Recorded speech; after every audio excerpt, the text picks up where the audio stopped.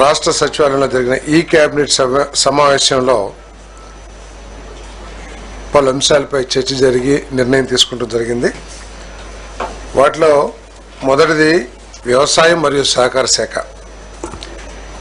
24-25 ఖరీఫ్ ధాన్యం సేకరణ కోసం అవసరమైన నిధుల్ని ఎన్సిడిసి నుంచి అంటే 700 కోట్లు AP state cooperative marketing federation limited అదనపు రుణ సౌకర్యంగా 700 కోట్ల మేర రుణాన్ని పొందేందుకు ప్రభుత్వ హామీని పొడిగించడం మరియు ప్రభుత్వ గ్యారంటీ కమిషన్ను మాఫీ చేయడంతో పాటు ఆ నిధులను AP state civil supplies corporation లిమిటెడ్కు బదిలీ చేయడం కోసం చేసిన ప్రతిపాదనకు రాష్ట్ర మంత్రిమండలి ఆమోదం తెలిపింది. ఇదేంటంటే రాష్ట్ర ప్రభుత్వం ప్రతిష్టాత్మకంగా తీసుకున్న ధాన్యం సేకరణ దేశంలో ఎక్కడా లేని విధంగా కూటమి ప్రభుత్వం ఆంధ్రప్రదేశ్లో ప్రతి రైతుకి కూడా ప్రభుత్వం సేకరించిన ధాన్యానికి 24 గంటలు కొన్ని సందర్భాల్లో 6-7 గంటల్లోనే డబ్బులు చెల్లించిన ప్రభుత్వం ఈ దేశంలో కేవలం చంద్రబాబు నాయుడు గారి ప్రభుత్వం అనే విషయాన్ని గమనిస్తూ మరి ఇప్పటికే 6,000 కోట్ల రూపాయలని 6,200 కోట్ల రూపాయలని రైతుల ఖాతాలకి జమ చేశాం. ఎందుకంటే ఈ సీజన్లో 28,83,238 మెట్రిక్ టన్నుల్ని ధాన్యం సేకరించి దాదాపు 4.6 లక్షల రైతుల దగ్గర నుంచి సేకరించి వాళ్ళకి 6,469 కోట్లని చెల్లించడం జరిగింది. ఇంకా కూడా కొంత ప్రొక్యూర్మెంట్ ఉందనే ఉద్దేశంతో ఎక్కడ కూడా రైతు ఇబ్బంది పడకూడదనే ఉద్దేశంతో మరో 700 కోట్ల రూపాయలని రుణంగా పొంది దాన్ని ఏపీ స్టేట్ సివిల్ సప్లైస్ కార్పొరేషన్కి ఇవ్వటం జరుగుతుంది. మిగిలిన ధాన్యాన్ని కూడా కొనటం జరుగుతుందని చెప్పేసి మనం చేస్తాము. మరి చర్చ సందర్భంగా ముఖ్యమంత్రి గారు ఈ సీజన్లో ఏదైతే ఈ ధాన్య సేకరణలో ప్రత్యేకంగా మాయిశ్చర్ విషయంలో ఏదైతే సమస్యలు ఎదుర్కొన్నామో వచ్చే సీజన్లో అటువంటి సమస్యలు పునరావృతం కాకుండా ఒక ఫుల్ ప్రూఫ్ మెథడాలజీని మీరు ఎవాల్వ్ చేయాలి అని చెప్పేసి ఆదేశించడం కూడా జరిగింది. ఏదేమైనా కూడా రైతుకి ఎటువంటి అసౌకర్యం కలక్కోకుండా తను పండించిన పంటని గిట్టుబాటు ధరకి అమ్ముకునే విధంగా సౌలభ్యం ప్రభుత్వం తరఫున కల్పించాలని చెప్పేసి ఆదేశించడం కూడా జరిగిందని చెప్పేసి మనం చేస్తాము. అదేవిధంగా AP ferro alloys producers association GOMS number 26/16/11/23 ఏదైతే టారిఫ్ విద్యుత్ సుంకంలో తగ్గింపులు ఏదైతే ఇంత ముందు ఇవ్వబడ్డాయో దాన్ని మరో 6 నెలలు అంటే మార్చ్ 2025 వరకు కూడా పొడిగించమని చెప్పేసి రిక్వెస్ట్ చేస్తే ఆ ప్రతిపాదనని మంత్రిమండలి పెట్టడం జరిగింది. దాన్ని ఆమోదించడం జరిగిందని చెప్పేసి మనం చేస్తాను. దీని మూలంగా 300 కోట్ల రూపాయలు అదనపు భారం ప్రభుత్వం మీద పడుతుంది. పడినప్పటికి కూడా దాదాపు 30-40 వేల మందికి సంబంధించిన భవిష్యత్తుకు సంబంధించిన విషయం కాబట్టి ఈ ఫెర్రో ఎలాయిస్ ఇండస్ట్రీలో దాదాపు 40,000 మంది పనిచేస్తూ ఉన్నారు. వీరి కోసం ఈ ఎంప్లాయీస్ కోసం ఈ భారాన్ని భరించడానికి సిద్ధపడిందని చెప్పేసి మనం చేస్తాం. ఈ ఫెర్రో ఎలాయిస్ ఇండస్ట్రీలో మన పవరే ఒక రా మెటీరియల్ లాంటిది కాబట్టి ప్రతిసారి ఇటువంటి సమస్యలు ఈ ఇండస్ట్రీ ఎదుర్కొంటూ ఉంటుంది రెగ్యులర్ ఇంటర్వెల్స్లో. గతంలో కూడా ఇటువంటి సమస్య వచ్చినప్పుడు ఉమ్మడి రాష్ట్రంలో కూడా మన ముఖ్యమంత్రి చంద్రబాబు నాయుడు గారు ముఖ్యమంత్రిగా ఉన్నప్పుడే అప్పుడు పోచంపాడు కాదు పాలవంచలో నవాబాద్ ఫెర్రో ఎలాయిస్ ఇటువంటి సమస్యలు వచ్చినప్పుడు కూడా ఇదే విధంగా వారికి హెల్పింగ్ హ్యాండ్ ఇవ్వటం జరిగింది. మరి భవిష్యత్తులో దీన్ని నివారించడానికి పర్మనెంట్ చర్యలు ఏమైనా తీసుకోవచ్చేమో కూడా ఆలోచించమని చెప్పేసి ముఖ్యమంత్రి గారు ఆదేశించడం జరిగిందని చెప్పేసి మనం చేస్తాను. అదేవిధంగా 62 నియోజకవర్గాల్లో 63 అన్నా క్యాంటీన్స్ని ప్రారంభించడానికి ఏదైతే ప్రతిపాదన చేశారో ఆ ప్రతిపాదన కూడా ఆమోదించడం జరిగింది. ఇప్పటికే 203 అన్నా క్యాంటీన్లు రాష్ట్రంలో ఏర్పాటు చేయడమే కాకుండా కేవలం 5 రూపాయలకి పూటకి పేదవాడు శుచికరమైన భోజనం ఆకలి తీర్చే కార్యక్రమం ఒక పుణ్య కార్యక్రమాన్ని ప్రభుత్వం చేస్తూ ఉంది. మిగతా ఎక్కడైతే లేవో ఆ నియోజకవర్గాల్లో కూడా ఈ కార్యక్రమం చేయబోతుందని చెప్పేసి మనం చేస్తా ఉన్నాం. దీనికి ఒక సపరేట్ సొసైటీని ఒకటి ఎస్టాబ్లిష్ చేయాలని దానికి మేనేజ్మెంట్ కమిటీ అదేవిధంగా అడ్వైజరీ కమిటీ అటువంటి అన్నిటిని కూడా ఏర్పాటు చేసి ఇంకా మెరుగ్గా దీన్ని ఎట్లా ఆపరేట్ చేయాలి. కొంతమంది డొనేషన్ చేస్తానికి కూడా ముందుకు వస్తూ ఉంటారు ఇటువంటి గొప్ప కార్యక్రమంలో. సో ఇటువంటి సొసైటీ ఏర్పాటు చేసి దాన్ని సెల్ఫ్ రిలయంట్గా చేయాలని చెప్పేసి కూడా ఆలోచన ఉంది ప్రభుత్వం. నెక్స్ట్ టైం ఆ ప్రపోజల్ కూడా ఆలోచించమని చెప్పేసి కూడా అడ్వైస్ చేయడం జరిగిందని చెప్పేసి మనం చేస్తాం. అదేవిధంగా నాగావళి నదిపై సర్దార్ గౌతులచ్చన్న తోటపల్లి బ్యారేజ్ మీద ఎడమవైపు హెడ్ స్లూయిస్ లెఫ్ట్ సైడ్ కూడా 2 సైడ్లు కూడా 1 మెగావాట్ 1 మెగావాట్ తర్వాత 2.7 మెగావాట్స్ హైడ్రో ప్రాజెక్ట్ని ఏర్పాటు చేస్తానికి ఆమోదం తెలుపడం, ఎన్ఓసి జారీ చేయడానికి ప్రభుత్వం ఆమోదం తెలిపిందని చెప్పేసి మనం చేస్తాం. మరి ఆ ప్రాంతాల్లో లో వోల్టేజ్ సమస్య కానివ్వండి, లేకపోతే ఇంకా బెటర్ పవర్ సప్లై సిస్టమ్ని ఏర్పాటు చేయడానికి ఈ ప్రాజెక్ట్ ఉపయోగపడుతుంది అని చెప్పేసి కూడా మనం చేస్తాను. అంతేకాకుండా భవిష్యత్తులో ఇటువంటి చిన్న చిన్న పవర్ ప్లాంట్స్ ఏదైనా ఉంటే ఈ ఎస్హెచ్జి గ్రూప్స్ని ఇన్వాల్వ్ చేయడం ద్వారా ఉపాధి కల్పించడానికి కానివ్వండి, మహిళా సాధికారతకు కానీ ఉపయోగపడుతున్న ఉద్దేశంతో ఆ ఆలోచన కూడా చేయమని చెప్పేసి ముఖ్యమంత్రి గారు సూచించడం జరిగిందని చెప్పేసి మనం చేస్తాను. అదేవిధంగా కృష్ణా జిల్లా మనం చూస్తూ ఉన్నాం. కృష్ణా నదికి వరదలు ఎప్పుడు వచ్చినా కూడా మొత్తం పక్క ప్రాంతాలన్నీ కూడా, అంటే దిగువ బ్యారేజ్ పక్క ప్రాంతాలన్నీ కూడా మునిగిపోవటం, మళ్ళీ వాళ్ళందరినీ కూడా రిహాబిలిటేషన్ సెంటర్కి తీసుకువెళ్ళటం, వాళ్ళు వారి ఆస్తులు కూడా కొంత నష్టపోవటం, ఇవన్నీ కూడా మనం చూస్తూ ఉన్నాం గత కొన్ని దశాబ్దాల నుంచి. ఇప్పుడు లెఫ్ట్ సైడ్ అంటే విజయవాడ సైడు కూడా నిర్మాణం జరిగింది. ప్రత్యేకంగా నిర్మాణం జరగటం మూలంగా ప్రెజరు ఇంకో సైడు, అది రైట్ సైడ్ అనుకుంటాను, రైట్ సైడు భూముల మీద పడే పరిస్థితి ఉంది. అక్కడ సుందరయ్య నగర్ కానివ్వండి, మహానాడు కాలనీ కానివ్వండి, ఇవన్నీ కూడా ఇంకెక్కువ ముంపుకి గురయ్యే అవకాశం ఉంది. అంతేకాకుండా ఆ భూమి కూడా ఎరోడ్ అయిపోయే అవకాశం ఎక్కువగా ఉంటుంది. ఎందుకంటే ఇటు సైడు ప్రెషర్ తగ్గుతుంది, ప్రెషర్ పెరుగుతుంది, అటు సైడ్ ప్రెషర్ అంతా పడుతుంది. కాబట్టి ఆ ఎరోజను వీటన్నిటిని కూడా తగ్గించడం కోసం దాదాపు 294 కోట్ల రూపాయలతో మంజూరీ కోసం చేసిన ప్రతిపాదనలు రాష్ట్ర మంత్రిమండలి ఆమోదం తెలిపిందని చెప్పేసి మనం చేస్తాను. దీని మూలంగా ఏంటంటే ఎప్పుడైనా మొన్న 11.4 లక్షల వరద వచ్చింది. ఇంత ముందు కూడా మీ అందరికి కూడా తెలిసి ఉంటుంది కృష్ణలంకలో ఏ విధంగా నష్టపోయేవాళ్ళు వరద వచ్చినప్పుడు. కానీ ఈసారి చాలా వరకు దాన్ని నివారించగలిగాం. కేవలం ఏంటంటే ఆ వాల్ ఉండటం మూలంగా నివారించగలిగాం. అదేవిధంగా ఇటు సైడ్ కూడా వాల్ కడితే వాళ్ళకి కూడా సేఫ్టీ ఉంటుంది, ప్రాణ నష్టం కానీ ఆస్తి నష్టం కానీ తగ్గిద్దనే ఉద్దేశంతో, ఎరోజన్ తగ్గిద్దనే ఉద్దేశంతో ఈ నిర్ణయం తీసుకోవడం జరిగిందని చెప్పేసి మనం చేస్తాం. అదేవిధంగా AP industrial corridors development corporation APICDC special purpose వెహికల్కి కొప్పర్తి వైఎస్ఆర్ కడప జిల్లా సీకేదిన్నె మండలం కొప్పర్తి మరియు తాడిగొట్ల గ్రామాల్లో 2595.74 ఎకరాల భూమిని ఏపీఐసికి బదిలీ చేయటం. అదేవిధంగా కర్నూలు జిల్లా ఓరకల్ మండలం మీదివేముల, ఉప్పలపాడు మరియు కొంతలపాడు గ్రామాల్లోని 2621.15 ఎకరాలని ఏపీఐసికి బదిలీ చేయడం కోసం ఏదైతే స్టాంప్ డ్యూటీ, రిజిస్ట్రేషన్ ఫీజులు ఏదైతే ఉంటుందో వాటిని ఆ ఫీజులు మినహాయించడానికి, ఎందుకంటే ఇది రాష్ట్రానికి ఒక గేమ్ చేంజర్ లాంటిది. 2 కారిడార్స్ కేంద్ర ప్రభుత్వం మనకి కేటాయించింది కాబట్టి త్వరితగతిన అక్కడ ఇండస్ట్రీస్ డెవలప్ అయ్యే విధంగా ఉండటం కోసం, మరి వారికి ఇంకా ఆ ఇండస్ట్రీస్ని అట్రాక్ట్ చేయడం కోసం ఈ నిర్ణయం తీసుకుంటాం జరిగింది. మరి దీనికి మంత్రిమండలి ఆమోదం తెలిపిందని చెప్పేసి మనం చేస్తాను.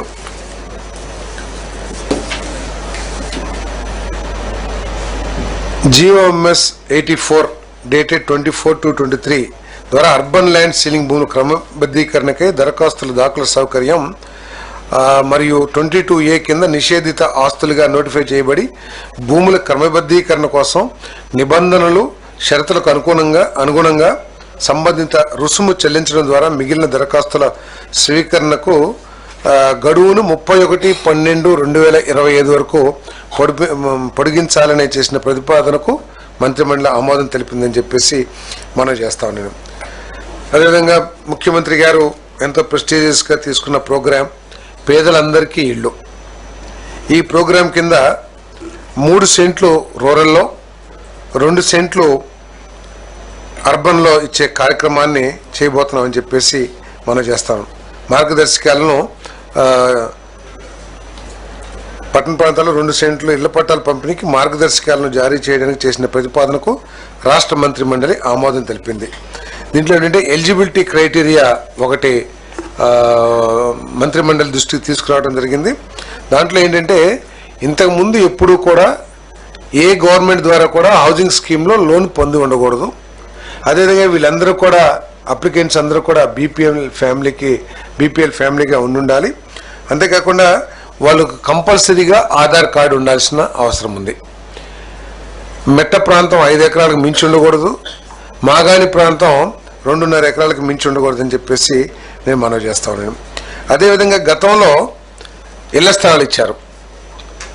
కొన్ని వేల మంది లక్షల మంది వారిచ్చిన లేకపోతే వారు సెలెక్ట్ చేసిన లేఅవుట్లు నివాసయోగ్యం కాదని, లేకపోతే కొన్ని చోట్ల లో లయింగ్ ఏరియా ఆల్మోస్ట్ చెరువుల్లో ఇచ్చారని, లేకపోతే బరియల్ గ్రౌండ్స్ పక్కన ఉన్నాయి అని చెప్పేసి చాలామంది అసలు ఒక్క ఇల్లు కూడా కట్టుకున్న దాఖలాలు లేవు. కొన్ని లేఅవుట్స్లో కొన్ని వేల లేఅవుట్స్లో వాళ్ళందరికీ కూడా ఇంతకుముందు ఇచ్చిన ఎలకేషన్ రద్దు చేసి వారికి మళ్ళీ తిరిగి అర్బన్లో అయితే 2 సెంట్లు, రూరల్ అయితే 3 సెంట్లు. ఎందుకంటే కొంతమందికి నివాసం ఒక చోటు ఉన్నారు, ఎక్కడో 30-40 కిలోమీటర్ల దూరంలో ఇచ్చారు.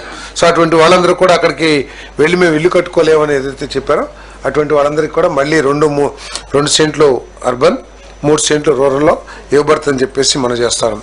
అదేవిధంగా కొన్ని లేఅవుట్స్లో ఇల్లు చాలామంది కట్టారు, కానీ ర్యాండమ్గా అక్కడక్కడ కొంతమంది ఇల్లు కట్టల, అవన్నీ ఖాళీగా ఉండిపోయినాయి.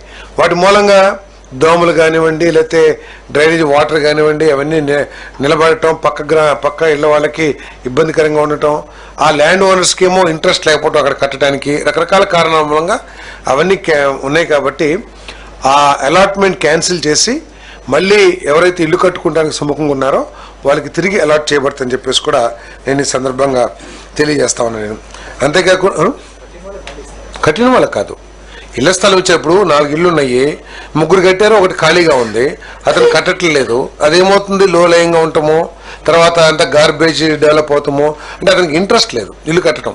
సో అటువంటి ఉంటే కనుక అవి క్యాన్సిల్ చేసేసి మళ్ళీ వేరే వాళ్ళకి ఎలిజిబిలిటీ ఉన్న వాళ్ళకి ఆ స్థలాలు ఇవ్వబడతాయి అని చెప్పేసి మనం చేస్తాం. ఐడెంటిఫై చేయాలి. ఇవన్నీ కూడా గైడ్ లైన్స్ ఇప్పుడు ఏదైతే వచ్చిందో.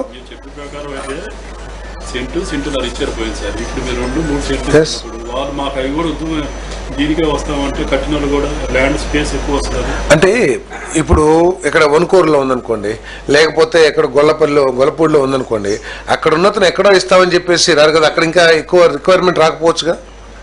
ఇప్పుడు ఫర్ ఎగ్జాంపుల్ వన్కూరులో 25,000 మందికి ఇచ్చారు. సో ఇంకా కొత్తగా అక్కడ రిక్వైర్మెంట్ రాకపోవచ్చు. సో అందుకని అటువంటి వాళ్ళకి ఇవ్వటం జరుగుతుంది. సో ఇదంతా డెవలప్ అయినా కూడా కాదు, అది పర్లేదు అడగనండి. అయినా కూడా డెవలప్డ్ కాలనీ, అది ఇన్ఫ్రాస్ట్రక్చర్ ఉన్న కాలనీ, రెడీగా ఇల్లు కట్టుకొని గృహప్రవేశం చేయడానికి అవకాశం ఉన్న కాలనీ, లేకపోతే అతను అక్కడ నివాసం ఉంటున్న విలేజ్కి దగ్గరగా ఉండి అతనికి అక్కడ ఇంట్రెస్ట్ చూపించవచ్చు. ఇంట్రెస్ట్ చూపిస్తేనే ఇస్తాం, లేకపోతే బలవంతంగా ఇవ్వాల్సిన అవసరం లేదు. అంతేకాకుండా ముఖ్యమంత్రి గారు కూడా ఈ కాలనీస్ గురించి మంచి సూచనలు చేయడం జరిగింది. ఇన్ఫ్రాస్ట్రక్చర్ బాగా చేయాలని, జేజేఎం అదేవిధంగా అమృత్లో కేంద్ర ప్రభుత్వ పథకాలని ఆసరాగా చేసుకుని ఇక్కడ ఇన్ఫ్రాస్ట్రక్చర్ డెవలప్ చేయాలని చెప్పేసి, అదేవిధంగా ఎస్సీ ఎస్టీ అదర్స్ అందరు కూడా ఈ సోలార్ ప్యానెల్స్ పెడితే వాళ్ళకి ఆదాయం వచ్చే విధంగాను, అదేవిధంగా వాళ్ళకి విద్యుత్ భారం పడకుండాను ఉపయోగం ఉంటుంది. ఏదైతే subsidy central government state government ఇస్తుందో అవి ఇచ్చేసి మిగతా అమౌంట్ అప్పు తీరే వరకు కూడా ఆ పవర్ని ప్రభుత్వమే కొనుగోలు చేయటం, ఇవన్నీ కూడా చాలా ఆలోచన చేశారు. ఇవన్నీ కూడా డెవలప్ చేయాలని చెప్పేసి ముఖ్యమంత్రి, ఎందుకంటే ఈ కాలనీల్ని చాలా బ్రహ్మాండంగా చేయాలి, నివాసయోగ్యమే కాకుండా చాలా క్లీన్లీనెస్ కానివ్వండి, లేకపోతే డెవలప్డ్ ఇన్ఫ్రాస్ట్రక్చర్ అంతా ఉండేట్టు చేయాలని చెప్పేసి వారి ఆలోచన చెప్పేసి మనం చేస్తాను. ఆంధ్రప్రదేశ్ రాష్ట్రంలో ఆక్రమణకు గురైన అభ్యంతరం లేని ప్రభుత్వ స్థలాల్లో అర్హులైన నిరుపేదలు 15/10/2019 నాటి నిర్మించుకున్న నివాస గృహాలను క్రమబద్ధీకరించేందుకు చేసిన ప్రతిపాదనకు రాష్ట్ర మంత్రిమండలి ఆమోదం తెలిపింది. 15/10/2019 అప్పటికి ఆల్రెడీ అప్లై చేసుకున్నారు. ముందు అప్లై చేసుకున్నట్టుని చేశారు.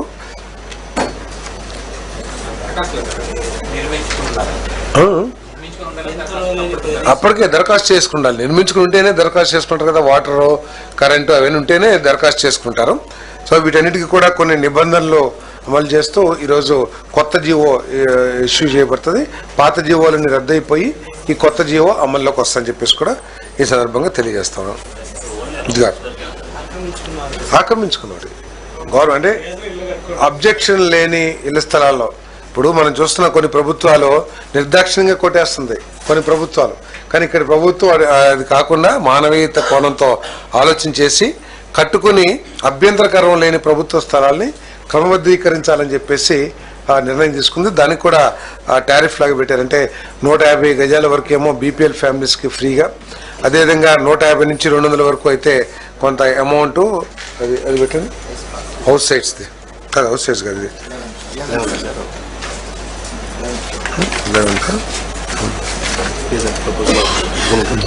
రెగ్యులేషన్.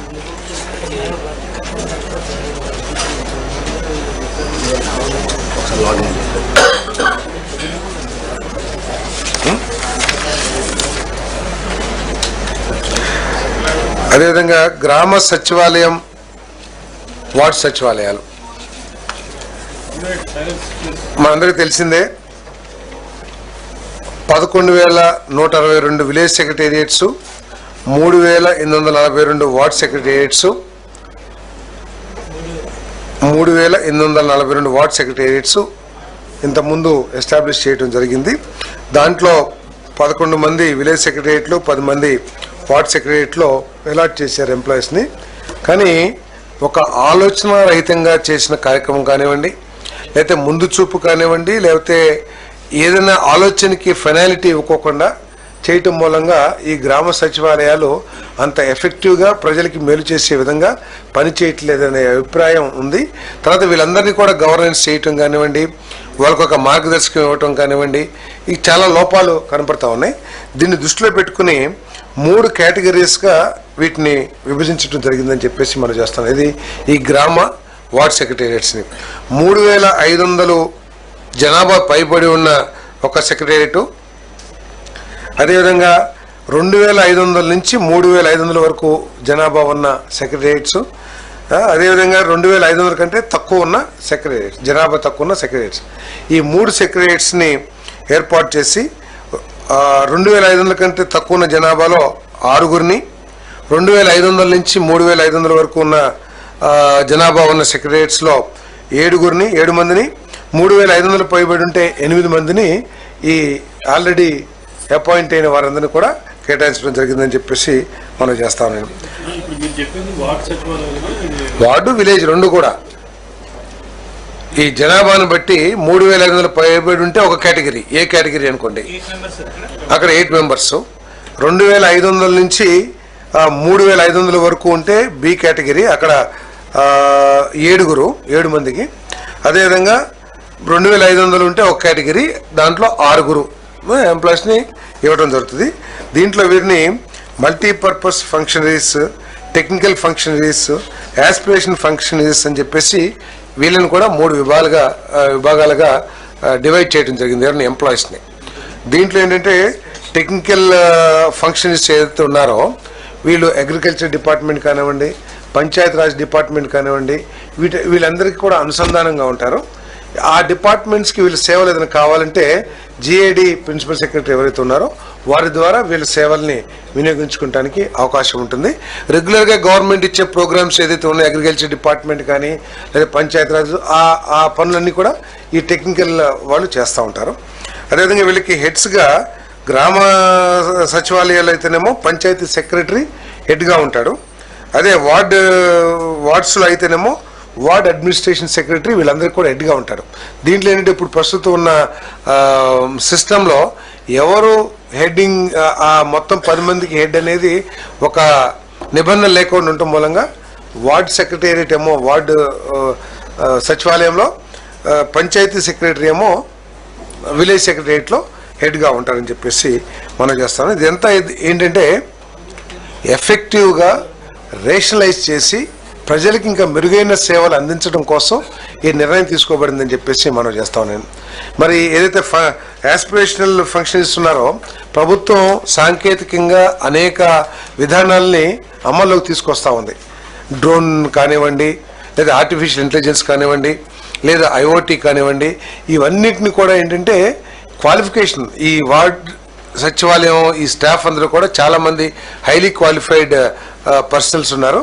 వాళ్ళ క్వాలిఫికేషన్ బట్టి వాళ్ళని ఈ 3 కేటగిరీలుగా విభజించడం జరిగిందని చెప్పేసి మనం చేస్తాను.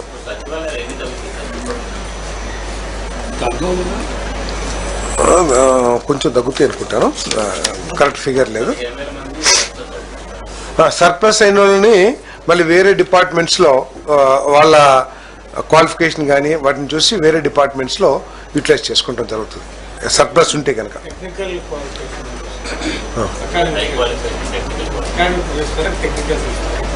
Qualification different. ఇప్పుడు అగ్రికల్చర్ ఉంది, అక్కడ అగ్రికల్చర్ బీఎస్సీ చదివిన వాళ్ళు ఉండొచ్చు, వారి స్పెషలైజేషన్ బట్టి దాన్ని చూస్తాం. లేదు, దీనికోసం నిబంధనల్ని పొందుపరిచారు. దీన్ని మానిటర్ చేస్తానికి స్టేట్ లెవెల్ కమిటీ ఒకటి, డిస్ట్రిక్ట్ లెవెల్ కమిటీని కూడా చేశారు. స్టేట్ లెవెల్ కమిటీ ఏమో మన రెవెన్యూ మినిస్టర్ చైర్మన్గా, ఎంఏయుడి హౌసింగ్ మినిస్టర్స్ మెంబర్స్గా, ఇంకా ప్రిన్సిపల్ సెక్రటరీస్ వాళ్ళందరూ ఉంటారు. మన డిస్ట్రిక్ట్లోనేమో ఇన్ఛార్జ్ మినిస్టర్ చైర్మన్ అనుకుంటాను, if I'm not wrong. Incharge minister చైర్మన్గా, కలెక్టరు, తర్వాత ప్రజాప్రతినిధులు అందరూ కూడా దాంట్లో సభ్యులుగా ఉంటారు. ఇవన్నీ కూడా నిబంధనలు ఇవన్నీ కూడా పరిశీలించడానికి వీటన్నిటి కూడా వాళ్ళ మానిటరింగ్లో జరుగుతుంది.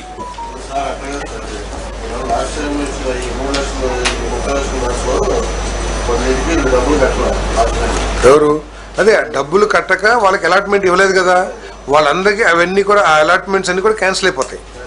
వాళ్ళకి రకరకాల కారణాలతో ఇవ్వలేదు, కోర్టు కేసులు అని ఇవ్వలేదు, లేకపోతే డబ్బులు కట్టక ల్యాండ్ ఎక్విజిషన్ డబ్బులు కట్టక ఇవ్వలేదు, ఇవన్నీ ఇవ్వలేదు. కాబట్టి వాళ్ళకి పొజిషన్ ఇచ్చేది, పొజిషన్ చూపించలా. ఇన్ అదర్ వర్డ్స్ ఏంటంటే పట్టాలు ఇచ్చారు కానీ పొజిషన్ చూపించలా. ఏ భూములు అయితే పట్టాలు ఇచ్చారో ఆ భూమికి డబ్బులు కూడా కట్టలే కదా ప్రభుత్వం. సో అవన్నీ క్యాన్సిల్ చేసి వాళ్ళకి మళ్ళీ 2 సెంట్లు 3 సెంట్లు నిబంధనలు ఏదైతే ఉన్నాయో దాని ప్రకారం ఇవ్వడం జరుగుతుంది.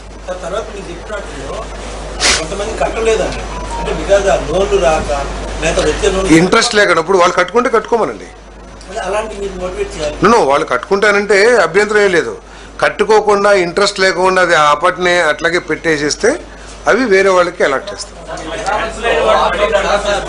ఏమండి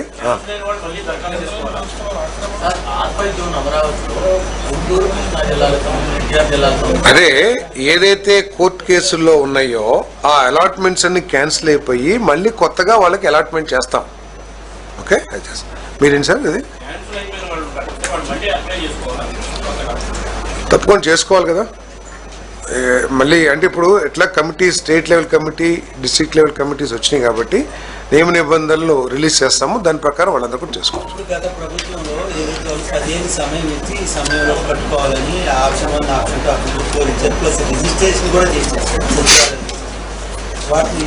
సో వాళ్ళకి ఇంట్రెస్ట్ లేకపోతే క్యాన్సిల్ చేస్తామంటున్నాను నేను. ఫ్రీ హోల్డ్ భూములు రిజిస్ట్రేషన్ చట్టం 22A జాబితాలో బదిలీ చేయబడిన భూముల తొలగింపు ఇవన్నీ కూడా చర్చించడం జరిగింది కేబినెట్లో. దీని మీద మంత్రుల్ని, తర్వాత ప్లానింగ్ బోర్డ్ మినిస్టర్స్ని వాళ్ళందరూ కూడా ఇంకా ఎక్కువగా వైడ్గా డిస్కస్ చేసి మినిస్టర్స్తో కానీ లేదా ఆయా జిల్లాల్లో ఎమ్మెల్యేస్ ఇంకా అధికారులు అందరు స్టేక్ హోల్డర్స్తో చర్చించి ప్రతి ఒక్కరు కూడా ఒక ఐడియాస్తో రమ్మని చెప్పేసి మళ్ళీ డిస్కషన్ జరుగుతుంది. దీంట్లో ఏంటంటే ఇంకేం సబ్ కమిటీ చేయలేదు. 13.59 లక్షల ఎకరాల భూములు ఉన్నాయి. 22Aలో డిలీట్ చేసినవి కానివ్వండి, లేదా పట్టా ల్యాండ్స్ కానివ్వండి, ఇనం కానివ్వండి, 13.6 లక్షల దాకా సుమారు.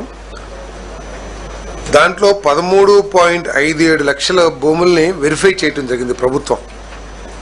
ఇదంతా ఏంటంటే కొంతమంది ఉద్దేశపూర్వకంగా ఈ భూముల్ని హస్తగతం చేసుకోవాలనే ఉద్దేశంతో చాలా భూముల్ని ఫ్రీ హోల్డ్ చేస్తానికి ప్రయత్నం చేస్తారని ఒక అభిప్రాయం ప్రజల్లో కూడా ఉంది.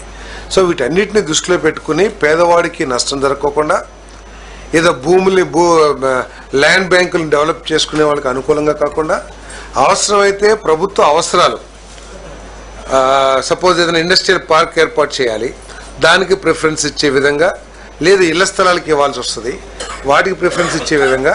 సో వీటన్నిటిని దృష్టిలో పెట్టుకుని దీని మీద పూర్తిగా చర్చకి తీసుకుని రావాలని చెప్పేసి జరిగింది.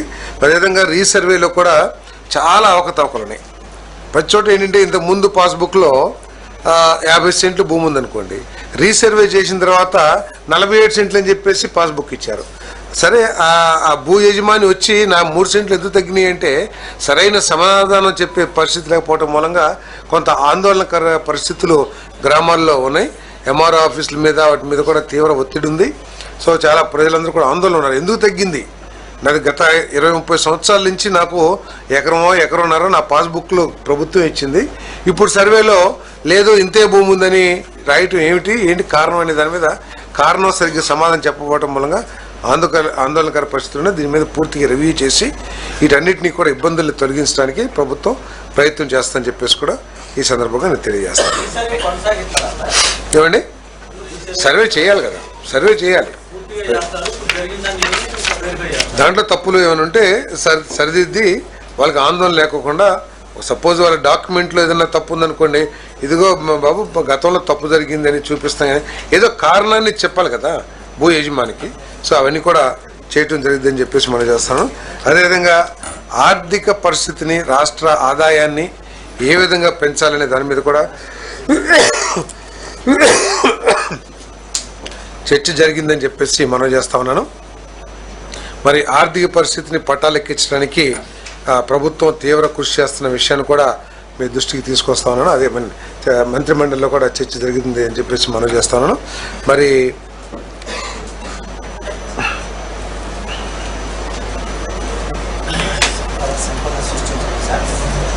ఆదాయాన్ని పెంపొందించడం, ఇప్పుడు అగ్రికల్చర్లో కానీ లేకపోతే సర్వీస్ సెక్టర్లో కానీ ఆదాయాన్ని పెంచడం. ఆదాయాన్ని పెంచితే సంపద ఆటోమేటిక్గా పెరిగిద్ది.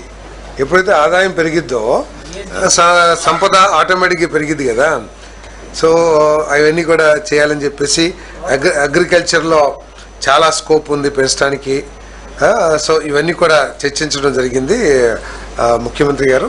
ఈ పర్టికులర్గా ఈ డిపార్ట్మెంట్స్ని ఏదైతే agriculture, allied agriculture, service sectors, వీళ్ళందరూ కూడా, తర్వాత ఇండస్ట్రీస్, వీళ్ళందరూ కూడా ఎక్కువ దృష్టి పెట్టి మరి ఏదైతే స్వర్ణాంధ్ర 2047 లక్ష్యాలు ఉన్నాయో ఆ లక్ష్యాలని చేరుకునే దిశలో భాగంగా ఈ ఆదాయాన్ని పెంచడానికి కృషి చేయాలని చెప్పేసి కూడా మరి ముఖ్యమంత్రి గారు అందరికీ సూచన చేయడం జరిగిందని చెప్పేసి నేను మనవి చేస్తా ఉన్నాను. ఏదండి, టార్గెట్స్ ఏం పెంచలేదు, చెప్పలేదు, చేయాలని చెప్పేసి మాత్రం చెప్పడం జరిగింది. ఏదండి, 7 నుంచి 15% చేస్తే డబల్. కానీ మన ఆదాయం 3-4 రెట్లు పెరిగిపోయే అవకాశం ఉంది. ప్రపోర్షన్ కాకుండా చాలా ఎక్కువగా ఉంది కాబట్టి మనం దాన్ని జిఎస్డిపిని పెంచాలని చెప్పేసి ఇవన్నీ కూడా చర్చించడం జరిగింది.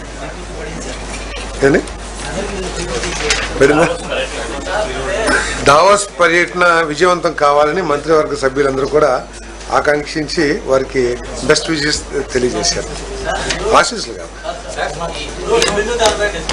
ఏదండి,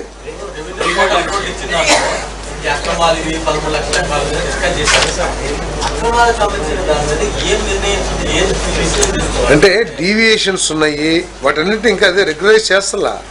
ఏదైతే రిజిస్ట్రేషన్ చేసుకున్నారో వాటిని ఏమో రెగ్యులైజ్ చేయకుండా వాటిని హోల్డ్లో పెట్టారు.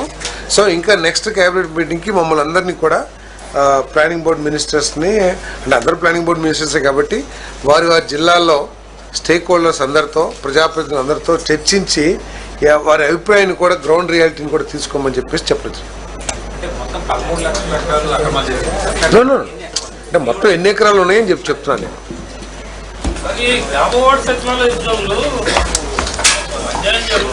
ఎందుకని ఏం జరిగింది, వాళ్ళకంటే పని కేటాయించడం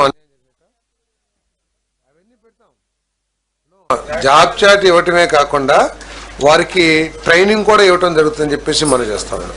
వాళ్ళందరికీ కూడా ట్రైనింగ్ కూడా ఇస్తాం. అవన్నీ కూడా ఇప్పుడు ఈ రేషనలైజేషన్లో అవన్నీ కూడా నిర్ణయాలు తీసుకుంటారు. ఏ డిపార్ట్మెంట్లు ఏ వర్కులు చేయాలి, వాళ్ళంతా కూడా జాబ్ చార్ట్స్ ఇవ్వటం, ఆ జాబ్ చార్ట్స్ ప్రకారం వాళ్ళకి ట్రైనింగ్ ఇవ్వటం అవన్నీ కూడా చేస్తాం.